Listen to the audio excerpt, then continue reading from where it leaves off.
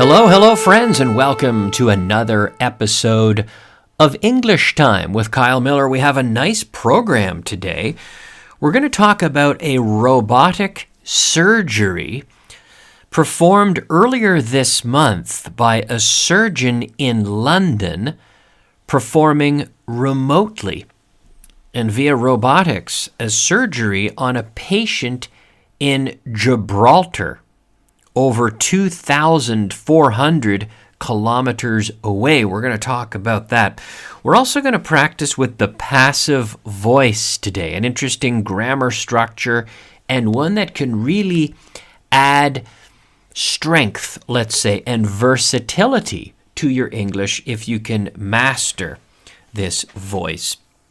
We're also going to look at an expression, do some translation, do a few challenges. So we've got a lot to talk about. Let's get it started. Thank you for tuning in, as I always say, and you are listening to English Time with Kyle Millar. All right, let's get into it. We are going to start our program today with some translation. This is what I always do on all my shows, a little bit of translation, but we have a lot of other things to cover today. And this format, who knows? Maybe this format will change in the coming weeks. Maybe the order, el orden de materiales, a lo mejor cambiará. Maybe it will change, but we'll see. But for now, let's begin with a little bit of translation in today's warm-up gym. Here we go, number 1. Tengo un dolor de garganta. I have a sore throat. Yeah. So, sore, a sore throat. So the adjective is sore. So escribe sore, right? You could also say my throat hurts. Como me duele la garganta. My throat hurts. Or I have a sore throat. Okay? Me duele tragar. It hurts to swallow. Yeah. It hurts to swallow. It hurts to swallow. Deberías haber ido al médico antes.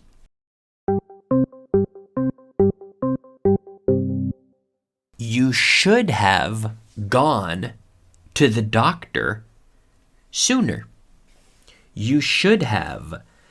Deberías haber ido. You should have gone to the doctor sooner. Yeah, antes. Deberías haber ido antes.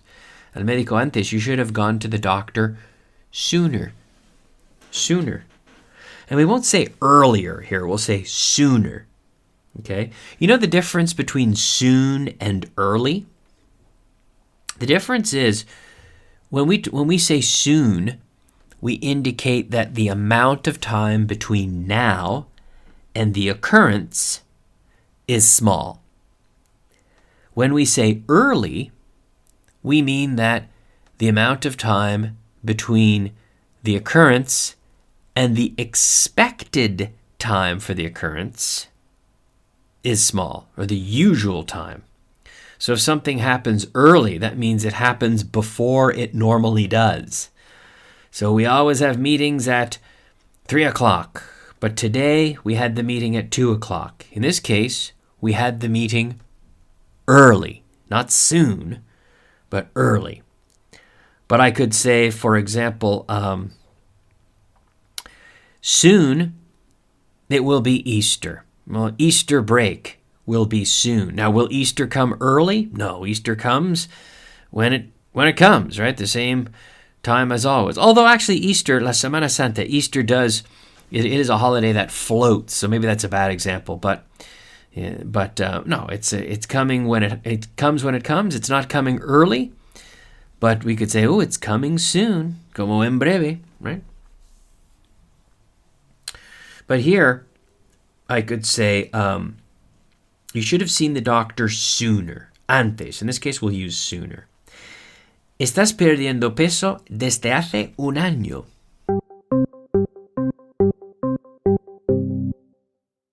You've been losing weight perdiendo peso. Estás perdiendo peso desde hace un año. Now, notice you cannot say here, like in Spanish, estás perdiendo peso, you are losing weight. Pero in English, we're going to say you have been losing weight because this is something that started in the past, continues up to the present inclusive, and this is our definition of the present perfect. So, you're losing weight. Yes, estás perdiendo peso. You're losing weight. Pero aquí estás perdiendo peso últimamente. Una vez que decimos últimamente, ya estamos con el present perfect, right? You have been losing weight lately, últimamente, lately. You have been.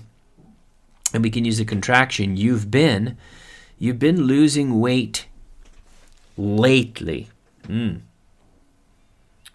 Okay. No mires atrás. Sigue remando. Don't look back. Yeah. Don't look back. Sigue remando. Keep rowing. Don't look back. Remando. Rowing. Don't look back. Keep rowing. Sigue remando. We say keep rowing. The verb to row. So you row a boat that we literally call a rowboat. Barco de remos, ¿no? A rowboat. Yes, sigue remando. Keep rowing.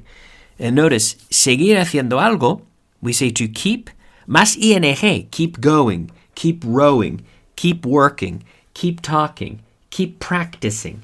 In this case, keep rowing. Don't look back, keep rowing. La moneda está enganchada en la ranura.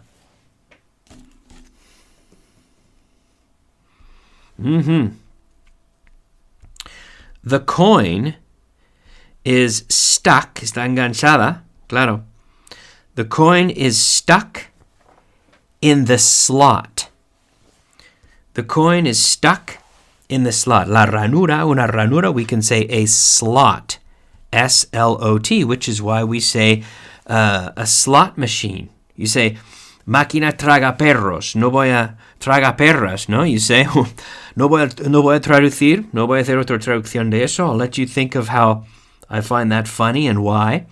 But in English it makes more sense, ¿no? Máquina de ranura, slot machine, porque metes la moneda en una ranura, right? No sé por qué lo digáis de otra manera en castellano, pero bueno. Okay. All right. The coin is stuck in the slot. So yeah, enganchar, to be stuck, right? Enganchado, to be stuck. We also have enganchado en una cosa, una serie, por ejemplo, que estás, if you are like addicted to something, you could say, oh, I'm hooked. Enganchado, I'm hooked on the series. But here, está enganchada la ranura, it is stuck. Stuck. Y fíjate, no es a stuck, sino stuck. The coin is stuck in the slot. En la ranura, claro. The coin is stuck in the slot. Sácala con este destornillador. Get it out with this destornillador. ¿Cómo era? Destornillador. Screwdriver. Yeah, get it out with this screwdriver. Destornillador. Get it out with this screwdriver. Si tuviera un cuchillo, podría sacarla. Si tuviera. If I had. Si tuviera un cuchillo. If I had a knife, I could get it out. Yeah, if I had a knife, si tuviera un cuchillo, if I had a knife, I could get it out. Estas máquinas me vuelven loco.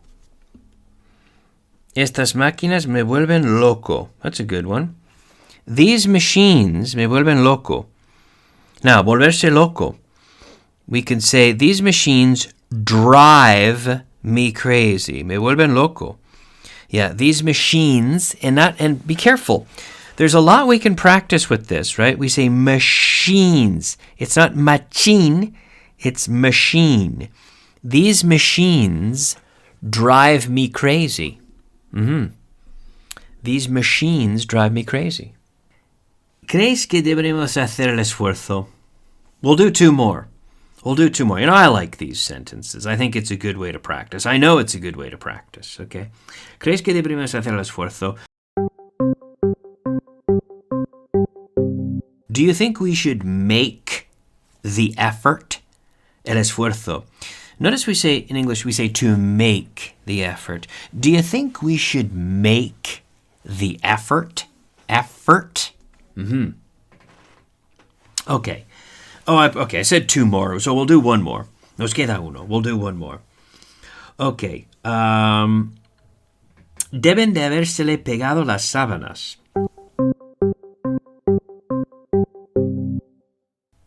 That's a good one. He must have overslept. So to oversleep, when you sleep too much, you sleep more than you wanted to or intended to. You oversleep. So this is problematic because we have a difference here between to sleep in and to oversleep, right? To sleep in is when you sleep more than you intended to.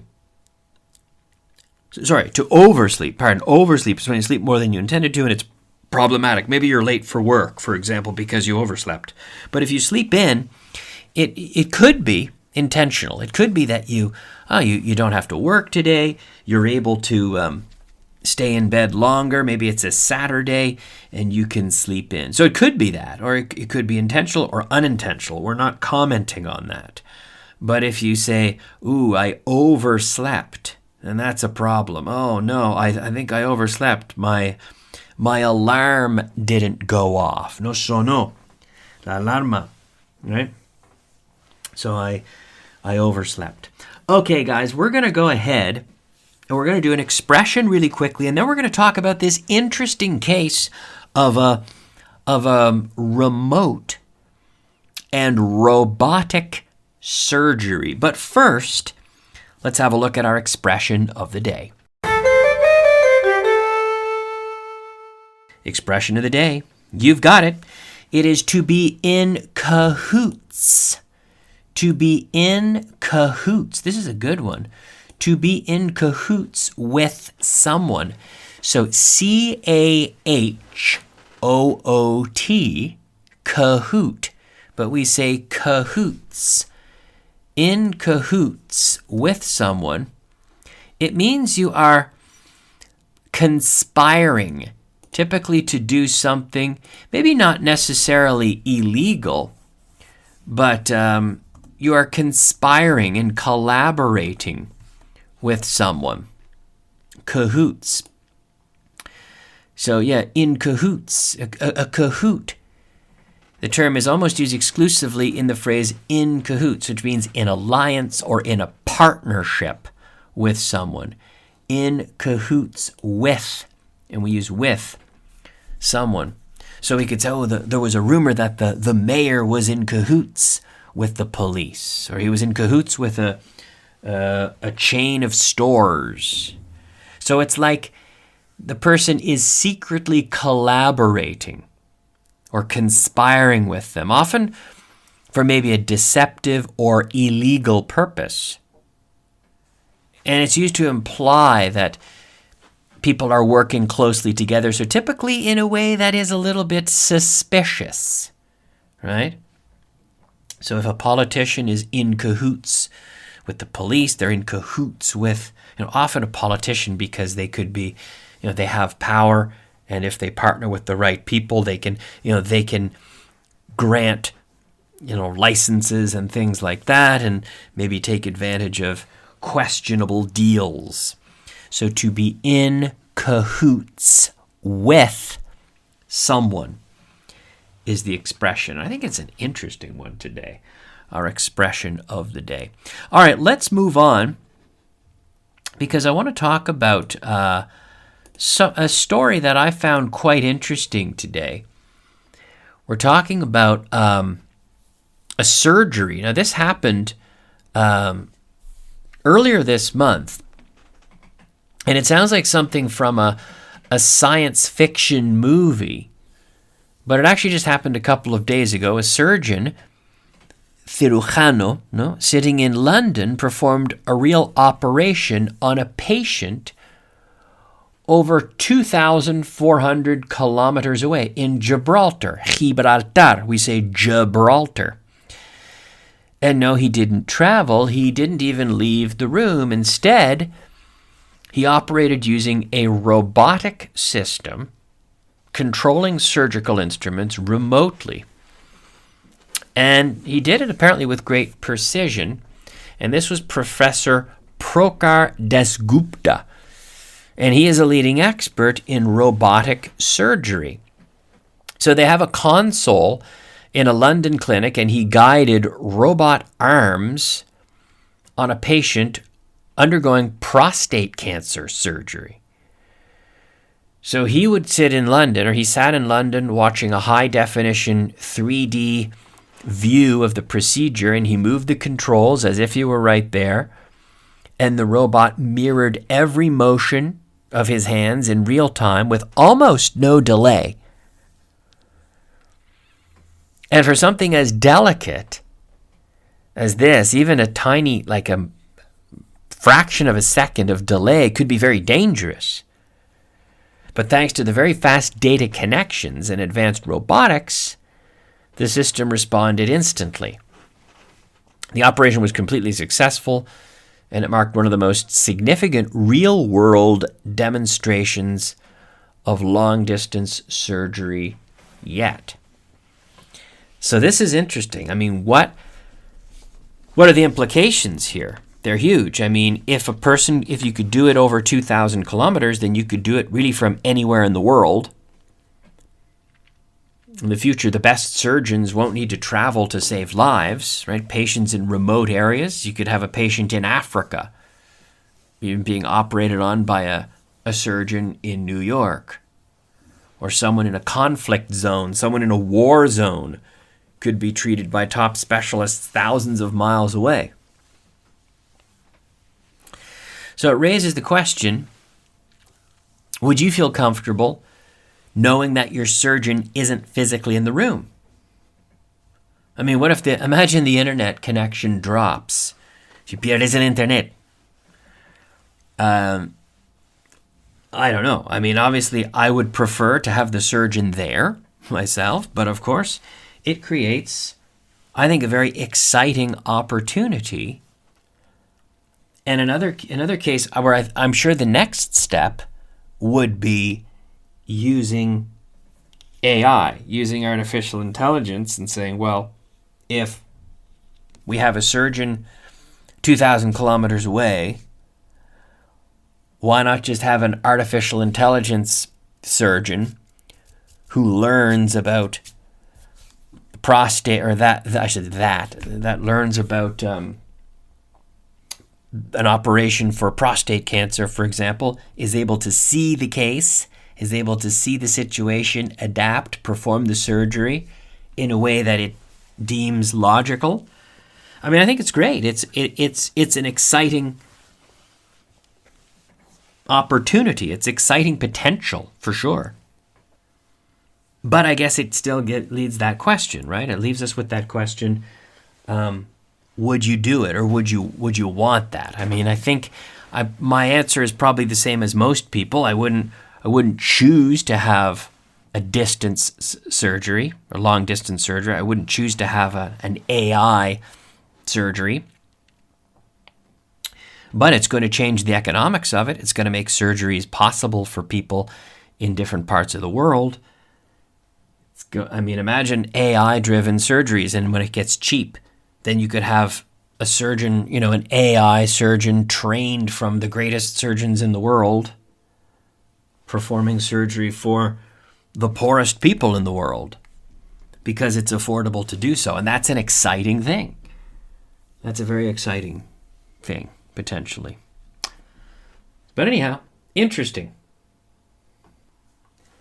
Now, another thing I wanted to talk about as I look at news from the last week and some interesting things going on is the Northern Lights, the Aurora Borealis.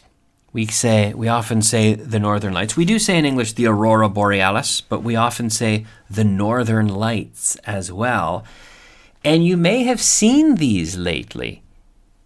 For the past few nights, now as I speak, it depends when you're listening to the podcast, but the sky has been putting on a bit of a show that people don't really expect to see, especially if you live in southern Europe. Of course, the Northern Lights are usually confined to places like Scandinavia or northern Canada. I've seen the Northern Lights in southern Canada, in fact, in the summertime, about 20 years ago. But they've been reaching much farther south than usual.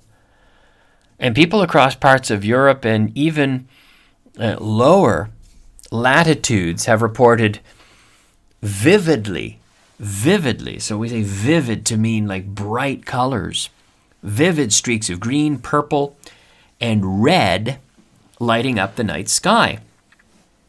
So you may have seen this and you might say, what's going on? Why are we seeing the Northern Lights right now? And it all starts with the sun. You see, now the sun is going through a particularly active phase in its cycle. Now, this is a natural cycle of the sun that sends out bursts of energy known as solar storms. It's basically charged particles that reach the Earth, and they interact with this, this magnetic field that is around Earth, and it creates the glowing light that we call auroras. Now, this past week, those solar storms have been very strong, and they've been strong enough to push the auroras far beyond their normal boundaries. So not just to be seen in the north, but to creep further south. And it's special because it's not just a one-night event. The activity's been sustained over several nights, giving people a lot of people a chance to see it, including in Spain. There have been a lot of photos on social media about it from places that very rarely get to see the Northern Lights. So it is beautiful, of course, and it's also a reminder of how powerful the sun is. It's the same solar activity that creates these skies can also interfere with satellites, GPS systems, and solar grids. So scientists are actually watching this very closely right now because extreme solar storms have the potential to disrupt a lot of modern technology. So this, we might say, oh, it's beautiful, but it could cause problems. They're saying it could cause problems with satellite signals. So yes, it's an exciting light show, but hopefully it doesn't cause problems with satellite and connectivity and things like that. But it's interesting. Very interesting. You know, I've been reading a lot about solar energy lately. I find that fascinating. And about 90% of the energy that we use on Earth comes from the sun, either directly or indirectly. Now, I guess you could say indirectly, it's kind of a subjective term. But we have this massive, essentially nuclear reactor that we are orbiting around that we call the sun.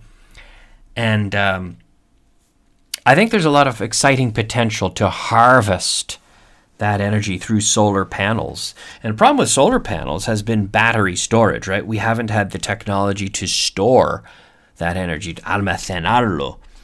So as time goes by and we improve battery technology, it makes it so that we could charge these batteries during the day and use them during the night when the sun isn't shining, and we can get a more useful life out of these solar panels, which are also improving themselves in terms of efficiency.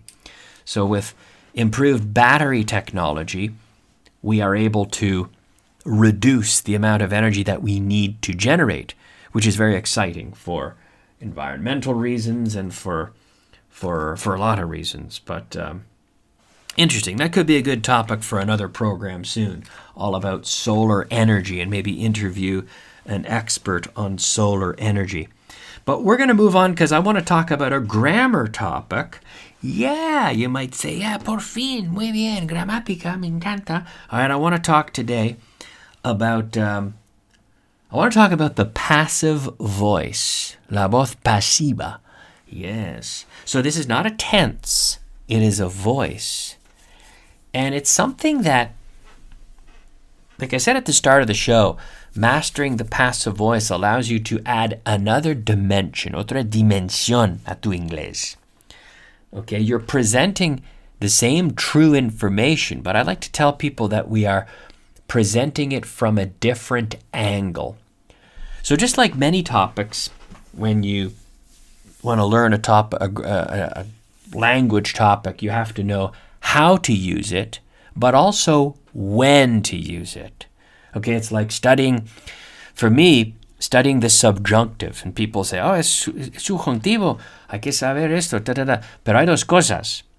With the subjunctive, for example, you have to know how to use the subjunctive and then when to use the subjunctive.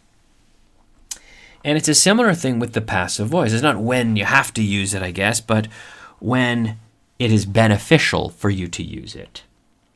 So with the passive voice, we're basically changing so that the subject is receiving the action. So we can do this in a bunch of different, or we might want to do this in several different cases. Often it can be to make bad news maybe less harsh. Menos duro, malas noticias. So if someone, or sharing blame or not assigning blame. Si no queremos echar la culpa a alguien, you could say, John broke the glass. Okay, that's active. The glass was broken. Well, it's true. The glass was broken. It's true, but I haven't blamed John. Or imagine, I broke your window. I'm sorry, I broke your window. But I could say, your window was broken. Right? So we do this when we're trying to maybe not assign blame, to make bad news less harsh, menos duro, or to emphasize a particular subject that we want to emphasize. So someone who is historically more important. The example I always give, JFK, JFK, Kennedy. He was killed by, a guy named Lee Harvey Oswald. Shot Kennedy. Oswald shot Kennedy. Active voice. But in the newspapers, that next day, they didn't know who Oswald was until he became famous for having shot John F. Kennedy. Right? So in the newspapers, they're going to talk about Kennedy. They're going to say Kennedy was shot. And you could say Kennedy was shot by Oswald, if you want. But we want to make Kennedy the subject. So those are some cases as to why to use it, and then how do we use it? Well, it's not that hard, really. So we add the verb to be, and the verb to be carries the tense. Lleva el tiempo, ¿vale? The verb to be carries the tense. And then we have the main verb go into the participle, el participio, que es ese tercer conjugación, ¿vale? So if it is simple past, like I broke the window, okay, I broke the window. Simple past, the window, vamos a hablar de la ventana como sujeto en la voz pasiva, and I would say the window was broken. So I broke the window, active voice. Passive voice, the window was broken. So verb to be goes into the simple past, and then the main verb goes to that third conjugation, was broken. So we can practice with a few sentences of translation. Imagine, se hará en un futuro próximo. It will be done in the near future. Now notice, un futuro próximo. No se dice next future. And we don't say a next future. Eso es bastante diferente. Se dice the near future. Se hará en un futuro próximo. It will be done in the near future. Se ha hecho varias veces. It has been done several times. It has been done. It's been done several times. Antes se hacía mucho. It used to be done a lot. Antes se hacía mucho. Se están construyendo muchas casas por aquí. A lot of houses are being built. A lot of houses are being built around here. Estas listas se están haciendo difíciles. These lists are getting difficult. Yeah, these lists are getting difficult. Siempre se ha guardado bajo llave. It has always been kept under lock and key. Bajo llave. We say cerradura y llave, se dice. Lock and key. It has always been kept under lock and key. Esa ropa se llevaba hace muchos años. Those clothes were worn several years ago. All right, let's do another exercise to master this structure, the passive voice. I'm going to give you a sentence in the active voice, and I want you to change it to the passive, okay? So imagine, she will do it tomorrow. You could say, it will be done tomorrow, okay? Active, she will do it tomorrow. Passive, it will be done tomorrow. Okay? It may be done today, but I may do it today, but I'm not sure. Okay, that's the active. In the passive, it may be done today, but I'm not sure. Okay? And finally, she must have done it. So here, a logical conclusion. Oh my gosh, she must have done it. And in the passive, it must have been done. Now, another thing, very often we introduce the passive voice and we still mention who did something, or we mention that person, but we use the word by. So, for example, I could say, a construction company will build the house. So you could say, using by, well, the house will be built by a construction company. Okay? The committee has selected 3 candidates. 3 candidates have been selected by the committee. Right? 3 candidates have been selected by the committee. The manager's secretary wrote the letter. La voz activa. La pasiva. The letter was written, simple past, was written by the manager's secretary. Oh, the letter was written by the manager's secretary. And one more. The co-pilot, el copiloto, the co-pilot flew the plane.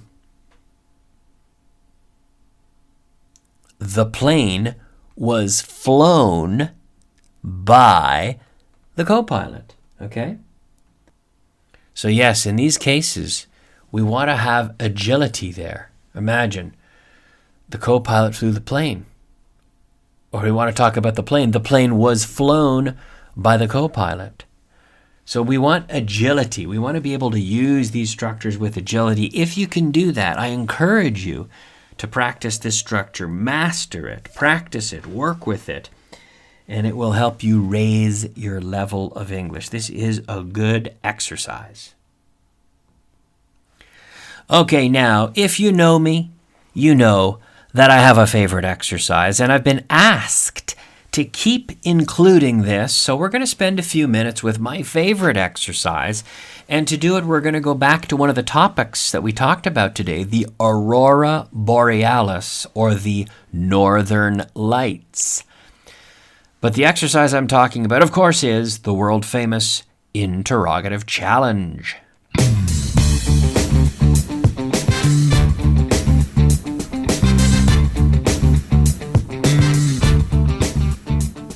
All right, interrogative challenge, I'm going to give you the answer, and you can ask me the question that I've already answered. So if I say, it's blue, you'll say, what color is it? Okay. Number one, the Northern Lights are also called the Aurora Borealis. What are the Northern Lights also called? The Aurora Borealis is mainly visible in the northern hemisphere. Which hemisphere is the Aurora Borealis mainly visible in? And I'll say which because I stressed northern. If I stressed northern hemisphere, then you'd say where. But if I say the northern hemisphere, which hemisphere? And mainly is like saying principalmente. Se vea principalmente, right? In the northern hemisphere, we say. The most common color of the aurora is green. What is the most common color of the aurora? Yeah, it's green. The green color comes from oxygen molecules. What does the green color come from? Hey, what does the green color come from? It comes from oxygen molecules. Oxygen molecules. Red auroras are produced at higher altitudes. Where are red auroras produced? Yeah, at higher altitudes. The best place to see them is near the Arctic Circle.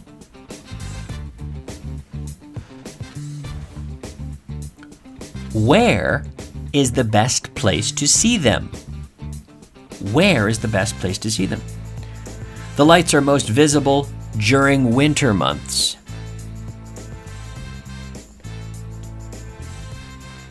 When are the lights most visible? The best time of day to see them is at night.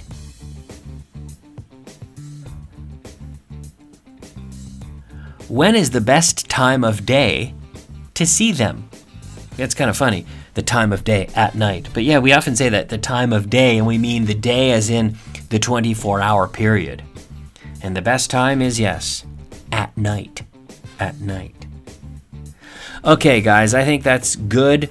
We've learned a little bit about the Aurora Borealis, and I remember seeing them in western, really central Canada, southern Manitoba, in a place western Manitoba, which would be very central if you consider from east to west, although we still call it Western Canada, but if you look on the map, it's really quite central, I suppose, but central to a little bit west, I guess west, but very close to the U.S. border, actually, and I saw them there probably around the year 2000, and it was beautiful, a beautiful sight, lots of different colors, green, pink, light blue, kind of moving and swirling in the sky. It was a beautiful sight in the summertime. Anyway, I hope you've enjoyed today's program. Remember, you can always reach out if you want to contribute. If you have comments or questions, you can reach me on Instagram or Twitter. You can also, I'm Kyle Millar is a name there. You can also find me by email, kyle@theenglishcollective.com. kyle@theenglishcollective.com. If you want to reach me, you can write to me there. I'd be happy to hear from you and hear your thoughts on the podcast, okay? I'm out of time. I think we'll finish for today, but thank you for listening. This has been another episode of English Time with Kyle Millar. Again, thanks for listening, and we'll see you next time. Bye-bye.